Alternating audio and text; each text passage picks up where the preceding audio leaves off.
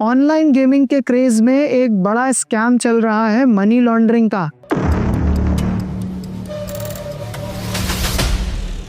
ऐसा कहना है recently published article on the Hindu business line में। करेंटली इंडिया वर्ल्ड का सबसे बड़ा गेमिंग मार्केट है विद 568 मिलियन गेमर्स। लेकिन इसके साथ एक प्रॉब्लम भी हो रही है। क्रिमिनल्स इन्हीं ऑनलाइन गेम्स का मिसयूज भी कर रहे हैं मनी लॉन्ड्रिंग के लिए, बोले तो ब्लैक मनी को वाइट मनी में कन्वर्ट करने के लिए। ब्लैक मनी का मतलब है इलीगली एक्वायर्ड मनी या ऐसा पैसा जिस पर टैक्स नहीं दिया गया है। ऐसे मनी को वाइट मनी में कन्वर्ट करने के लिए क्रिमिनल्स अपने इलीगल पैसे का गेमिंग अकाउंट्स में डाल देते हैं। इसको प्लेसमेंट स्टेप बोला जाता है। फिर ये पैसे को छुपाने का गेम शुरू होता है। वो फेक बेट्स लगाते हैं, ट्रांसफर्स करते हैं और गेमिंग प्लेटफॉर्म्स के अंदर ही विड्रॉल्स करते हैं।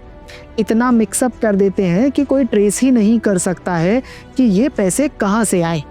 इस स्टेप को लेयरिंग स्टेप बोला जाता है।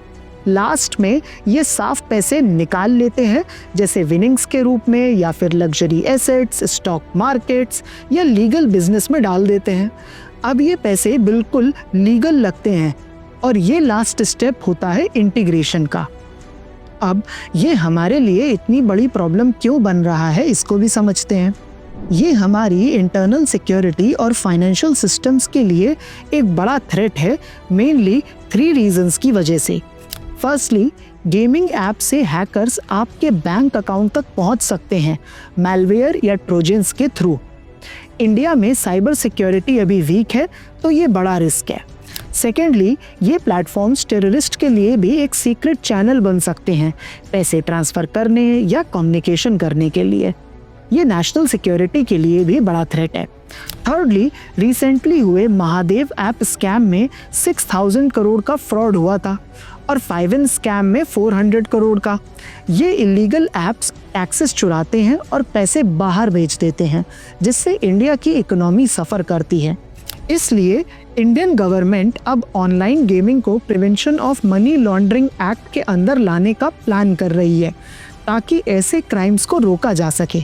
डिस्पाइट दिस, ये प्रॉब्लम सॉल्व करना आसान नहीं होगा, क्योंकि क्रिमिनल्स फेक अकाउंट्स या क्रिप्टो करेंसी यूज़ करते हैं पैसे छुपाने के लिए।